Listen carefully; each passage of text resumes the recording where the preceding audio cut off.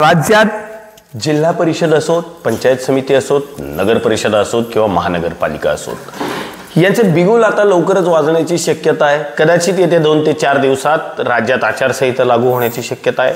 आज मी चास पंचायत समिती गणातील इच्छुक उमेदवार राजश्री विशाल शिंदे यांच्याकडे आलोय। राजश्री ताई यांचे पती विशाल शिंदे हे शिवसेनेचे सामाजिक कार्यकर्ते, शिवसेनेचे जुने कार्यकर्ते आहेत। चास गणात त्यांचं काम सुद्धा आहे। संजूभाऊ घनवट किंवा आमदार बाबाजी काळे यांच्या माध्यमातून ते गेले अनेक वर्ष काम करतायत। आपण विशाल दादांशी बोलू। दादा नमस्कार। नमस्ते। काय म्हणाल तुम्ही तुमच्या पत्नींनाच म्हणजेच राजश्री ताईंना पंचायत समिती गणातून उभं करताय, नेमकं इच्छुक का? खरं तर गेली अनेक वर्ष ह्या गावाला एक वेगळे संस्कार आहेत। हे संस्कार या गावचे प्रथम सरपंच स्वर्गीय रामचंद्र दोंडीबा काळे यांनी घालून दिलेत। ते संस्कार असे की जुन्या काळामध्ये पारावर किंवा गोंगडी बैठक घेऊन हा भाग कायम एकत्र राहावा याच्यावर त्यांनी निवडणुका ग्रामपंचायतीच्या असेल, सोसायटीच्या असतील, ह्या कायमस्वरूपी त्यांनी बिनविरोध केल्या। तोच वसा आणि वारसा आदरणीय आळंदी पंढरीचे निष्ठावंत वारकरी या तालुक्याचे सुपुत्र आमदार बाबाजी काळे यांनी तो गेली अनेक वर्ष या गावामध्ये, या परिसरामध्ये चालू ठेवला। तोच संस्कारचा वारसा आम्हाला भविष्य काळामध्ये असाच पुढे चालू ठेवायचा आहे। ह्या निवडणुकीमध्ये किंवा याच्यामध्ये येत असताना गेली अनेक वर्ष म्हणजे 2017 साली ह्या परिसरामध्ये निवडणुका झाल्या। त्या काळापासून ह्या गणामध्ये म्हणजे आत्ताचा चास गण आहे त्याला आमची 2-3 गावं नव्यानं जोडली। पाडळी, काळेचीवाडी, पांगरी बुटीवाडी, कोईनकरवाडी। पलीकडचा हा गट जिल्हा परिषदेचा संजूभाऊ घनवटांचा आणि हा जी गावं 4 जोडली हा आदरणीय आमदार बाबाजी काळे साहेबांचा। तर ही एकत्र आल्याच्या नंतर मी 2017 पासून आदरणीय संजूभाऊ घनवट, तनुजाताई असेल यांच्या बरोबरीनं त्या गटामध्ये फिरलेलो आहे। त्याचा पूर्णतः गटामध्ये प्रत्येकाच्या सुखदुःखात त्यांच्या माध्यमातून मी आजतागायत पोचलेलो आहे किंवा त्या भागामध्ये प्रत्येकाच्या अडीअडचणीमध्ये मी घनवट कुटुंबीय असेल, काळे कुटुंबीय असेल यांच्या बरोबरीनं कायम सक्रिय सहभागात राहिलो। म्हणून खरं तर ही निवडणूक लागली, ही जागा पंचायत समिती गणाची असेल किंवा जिल्हा परिषदेच्या याची असेल, ही आमची तीव्र इच्छा होती ओपनला यावी, ओपन पुरुषाला यावी। म्हणजे संजूभाऊ घनवट आणि मी तुम्ही स्वतः इच्छुक होतो। पण आमच्या दोघांच्याही नशिबात ते नाही म्हणता येईल। वरची जागा पुन्हा जिल्हा परिषदेची महिलेला आली, गटाची जागा महिलेला गेली आणि महिलेला आली, गणाची जागा सुद्धा महिलेला आली। आता तिथे समजा मी माझी पत्नी राजश्रीला या निवडणुकीला म्हणून तुम्ही ताईंना संधी देताय। हो। संजू भाऊंचा विषय घेतला तर म्हणजे मला सुद्धा माहिती आहे गेले अनेक काळ तुम्ही तालुक्याच्या ग्रामीण भागात एक निवेदक म्हणून प्रसिद्ध आहात। निश्चितच तुम्हाला तालुक्याचा ग्रामीण भाग नक्कीच ओळखतो। मात्र संजू भाऊंच्या बद्दल बोलायचं तर संजू भाऊंचं तुमच्यावर फार लहान भावाप्रमाणे जीव आहे, हे खरं आहे का? हे 100% खरं आहे।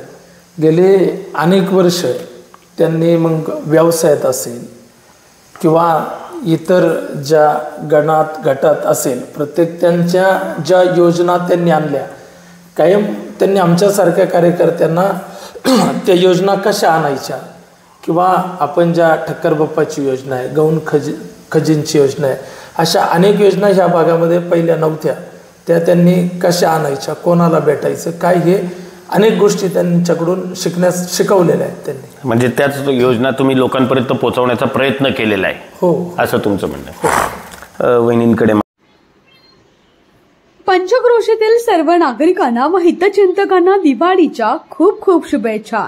राजगुरू नगर एसटी स्टँड पासून अगदी 2 मिनिटांच्या अंतरावर आशानंद रिअल्टर्स निर्मित आशानंद रेसिडेन्सीच्या भव्य दिव्य गृह प्रकल्पामधील building A, B, C, D आणि F मधील सर्व फ्लॅट्स विक्री झाल्यानंतर आता फक्त शेवटचा फेज म्हणजे बिल्डिंग E मध्येच 2BHK आणि 3BHK फ्लॅट्स विक्रीस उपलब्ध. 20 पेक्षा जास्त आधुनिक सुखसुविधा वापरण्यास तयार. फ्लॅट्स बुकिंग चालू आणि लवकरच ताबा. तसेच गृह प्रकल्पात जोडून असलेलं आशानंद सिटी सेंटर या कमर्शियल कॉम्प्लेक्स मध्ये आपल्या hospital, banquet hall, bank, hotel, restaurant, classes, furniture mall, कपड्यांचं शोरूम अशा विविध व्यवसायांसाठी जागा तसेच खरेदी किंवा भाडे तत्वावर उपलब्ध. अधिक माहितीसाठी आजच संपर्क साधा. आमचा संपर्क क्रमांक 8108434444. कडे माईक द्या, मी विनंती करेल तुम्हाला. वहिनी नमस्कार. मला एक सांगा, तुम्ही या गणातून इच्छुक आहात. विशाल भाऊंनी तर सांगितलं की तुमच्या गणात जो एकोपा आहे तो संस्कार त्यांना पुढे न्यायचा आहे. मला एक सांगा, तुम्हाला का उभं राहायचंय, तुम्ही काय इच्छुक आहात? आजपर्यंत पंचायत समितीच्या ज्या प्रत्येक योजना मला सर्व माणसांपर्यंत पोहोचवायच्या आहे, ही माझी तीव्र इच्छा आहे आणि मी ती पोहोचवण्याचा प्रयत्न करीन. नेमकं तुमच्या परिसरात, आता मी सुद्धा याच तालुक्यातला आहे, मी राजगुरुनगरचा आहे. सास ते राजगुरुनगर अनेक समस्या आहेत. मग ते युवक युवतींच्या शैक्षणिक समस्या असोत किंवा प्रवासाच्या समस्या असोत, याबद्दल तुम्ही काय विचार केला? राजगुरुनगर मुलांना शिक्षणासाठी येण्यासाठी खूप त्रास सहन करावा लागतो. तो त्रास कमी करण्याचा मी पूर्णपणे विचार करीन आणि त्यांना सुखसुविधा उपलब्ध करून देण्यासाठी पूर्णपणे प्रयत्न करीन. मला तुम्ही मगाशी सांगितलं, जेव्हा मी आलो तेव्हा तुम्ही मला सांगितलं की आजवरच्या सदस्यांनी जेवढ्या सुविधा या गावात, या तुमच्या गणात आणल्या नाहीत, त्या तुम्ही आणायचा प्रयत्न करणार आहेत. नेमकं काय म्हणायचंय तुम्हाला? आजपर्यंतच्या ज्या योजना कोणी आणल्या नाहीत त्या मी आणण्याचा एक कटिबद्ध प्रयत्न करीन. म्हणजे जास्तीत जास्त त्या योजना तुम्ही तुमच्या नागरिकांपर्यंत पोहोचवण्याचा प्रयत्न करणार आहात. मला अजून एक सांगा, तुम्ही मगाशी महिला स्वावलंबी करण्यासाठी काही बोलत होतात, नेमकं काय तुमच्या मनात आहे? महिलांसाठी बचत गटाच्या माध्यमातून त्यांना रोजगार उपलब्ध करून देईल आणि शाळेमध्ये मुलींसाठी आपलं हे सखी सावित्री मंच स्थापन करून प्रत्येक मुलीला आपलं मत म्हणजे स्वावलंबी बनवण्याचा प्रयत्न करणार आहे. खेड तालुका असो किंवा राज्यातले अनेक तालुके असोत, या सर्व तालुक्यांमध्ये आजही अनेक ठिकाणी मुलींना किंवा महिलांना स्वावलंबी करण्याचे धडे नीट देण्यात येत नाहीत आणि शासनाच्या अनेक योजना आहेत ज्या आजवर अनेक तालुक्याच्या ग्रामीण भागात तेथील लोकप्रतिनिधी पोहोचवण्याचा प्रयत्न करतात, मात्र तेथील नागरिक घेत नाहीत. त्या सर्व योजना राजश्रीताई त्यांच्या नागरिकांपर्यंत पोहोचवणार आहेत असं त्या मगाशी म्हणत होत्या. कदाचित त्यांना कॅमेऱ्याची सवय नाही आहे म्हणून त्यांना उत्तरं लवकर देता येत नाही असं मला वाटतंय. मला अजून एक सांगा, तुम्ही शेतकऱ्यांबद्दलही तुमच्याकडे तुमच्या पॉम्पलेटमध्ये लिहिलेलं आहे, शेतकऱ्यांच्या बद्दल तुम्हाला काय करायची इच्छा आहे? शेतकऱ्यांना दिवसा वीज मिळवून देण्याचा प्रयत्न करीन. आणि आता तुम्ही मीडियावर पाठवतायत की बिबट्याचा ह्या परिसरामध्ये खूपच प्रमाणात वावर आहे, त्यामुळे शेतकऱ्यांना रात्री पाणी भरणं शक्य होत नाही. त्यासाठी दिवसा लाईट मिळवून देण्याचा मी पूर्ण प्रयत्न करीन.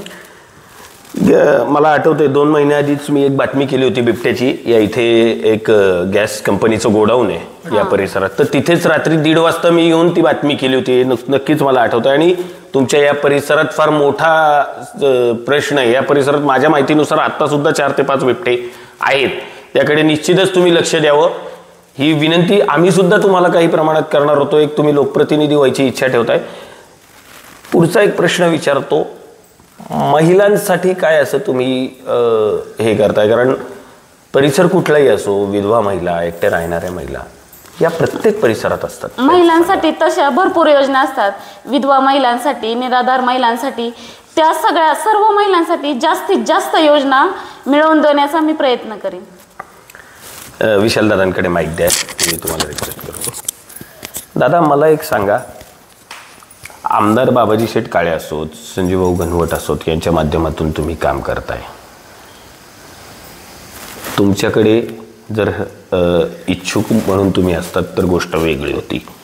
मात्र आता तुमच्या पत्नी इच्छुक आहेत. तुमच्या निश्चित समोर कोणी ना कोणी असणार आहे. आव्हान निश्चित प्रत्येक बाजूने असतं. याकडे कसं लक्ष द्याल? खरं तर आता निवडणूक ही माझी जशी, माझ्या कुटुंबाची किंवा माझी जशी इच्छा आहे तशी अनेक जणांची इच्छा आहे. पण मी आता ह्या तालुक्याचे लोकप्रतिनिधी आमदार बाबा शेटकाळे यांच्या मार्गदर्शनाखाली किंवा संजूभाऊच्या मार्गदर्शनाखाली काम करतो. संजूभाऊच्या आणि आमदार साहेबांच्या विकासाचा झेंडा जर पाहिला तर तो मोठा आहे. त्याच्यामुळे त्यांच्या मार्गदर्शनाखाली निवडणुकीला सामोरं जात असताना मी विकासाच्या मुद्द्यावर किंवा महिलांचं सक्षमीकरण असेल, विद्यार्थ्यांचा प्रश्न असेल, ह्या अशा अनेक योजना समोर घेऊन प्रत्येक घटकापर्यंत पोहोचवण्याच्या प्रयत्नातून मी या निवडणुकीला सामोरं जाणार आहे किंवा पुढच्या जो प्रतिस्पर्धी असेल त्याला त्याच्यावरती म्हणजे माझा फोकस ह्या गोष्टींवर राहणार आहे. तुम्ही म्हणालात की विकासाचा मुद्दा, मी मान्य करतो विकासाचा मुद्दा. एक सर्वात शेवटचा प्रश्न विचारतो.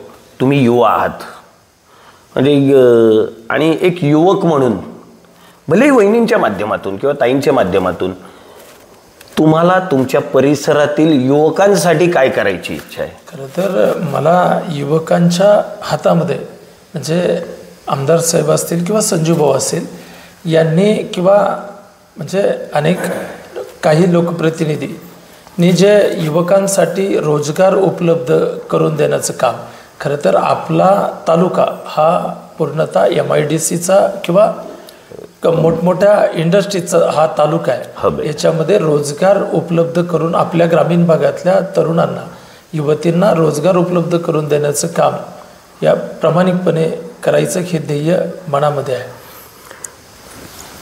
मी ऑफ कॅमेरा राजश्रीताईंशी 1 तास गप्पा मारत होतो. भलेही त्या कॅमेऱ्यासमोर आल्या, त्यांना कॅमेऱ्यावर जास्त बोलण्याची सवय नसेल. या सगळ्यामध्ये त्यांना एक मात्र नक्कीच मगाशी सांगायचं होतं की ज्या योजना या आधीच्या पंचायत समितीच्या सदस्यांनी आणलेल्या नाही आहेत त्या सर्व योजना मी माझ्या परिसरात आणून माझ्या नागरिकांना, जे जे मला निवडून देतील त्या सर्व नागरिकांना देण्याची इच्छा आहे. आणि कदाचित विशाल शिंदे यांचं सुद्धा तेच म्हणणं आहे. विशाल शिंदे यांना मी आधीपासून ओळखतो. ते एक निवेदक म्हणून या तालुक्यात जरी प्रसिद्ध असले तरी त्यापेक्षा जास्त ते संजूभाऊंचे एक कडवट कार्यकर्ते म्हणून प्रसिद्ध आहेत. निश्चितच या पुढील काळात एक इच्छुक उमेदवार म्हणून आपल्या सर्वांच्या शुभेच्छा त्यांच्या पाठीमागे राहतील. मात्र जर ते पंचायत समिती सदस्य झाले तर त्यांच्याकडून सर्वात जास्त सामाजिक कामे घडोत, हीच आमची तुम्हाला शुभेच्छा. धन्यवाद. कॅमेरामन वैभव वाघमारे सह सिद्धेश कर्नावट, फोकस महाराष्ट्र, राजगुरुनगर. आमच्या सर्व ग्राहकांना व हितचिंतकांना येणाऱ्या नवरात्र व दीपावलीच्या मनपूर्वक शुभेच्छा. शुभेच्छुक गावडे पेट्रोलियम व गावडे CNG स्टेशन, होलेवाडी, राजगुरुनगर. तसेच डॉक्टर हर्षद गावडे व डॉक्टर हर्षाली गावडे यांचं सर्व सोयी सुविधांयुक्त Gawade multi speciality hospital, Pabar road, Rajgurunagar. हॉस्पिटलमध्ये महात्मा फुले योजना व मुख्यमंत्री सहायता योजना उपलब्ध. संपर्क 9822357659.